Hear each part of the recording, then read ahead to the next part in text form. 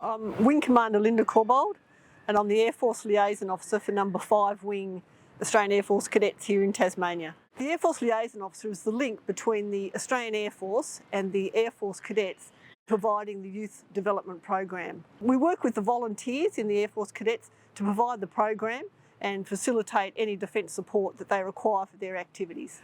And that encompasses everything from helping them run their bivouacs, visits interstate to such activities like the Australian Academy, to the War Memorial, to bases interstate where they can go and see other aeroplanes and experience military life on a base. The Air Force Liaison Officer really needs to have a good general knowledge of Air Force processes and procedures and have a good network into not only our state connections but also for interstate for a lot of the activities that we do interstate as well.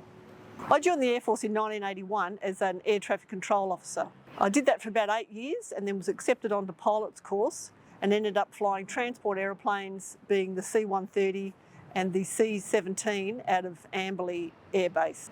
My final posting with the Air Force before I transferred to the reserves was as the commanding officer of No. 36 Squadron, which introduced the C-17 into the Royal Australian Air Force. I've been an Air Force Liaison Officer for Tasmania for 8 years, and it was actually someone in Cadet Branch actually approached me for the job and asked me would I like to give it a go. And I was quite interested in it because I saw it as my opportunity to give back not only to the community but also to the Air Force. My advice for anyone applying to be an Air Force Liaison Officer is that it's a very rewarding role to take. You get to see these young cadets grow in confidence and gain life skills that they'll have for the rest of their careers.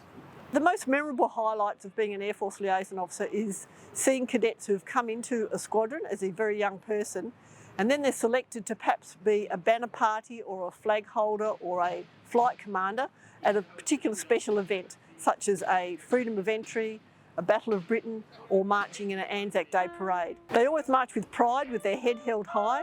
They represent both the Australian Air Force Cadets and the Air Force and are an asset to the organisation. And after participating in this 3 to 4 year program, they walk out a confident individual ready to tackle the world.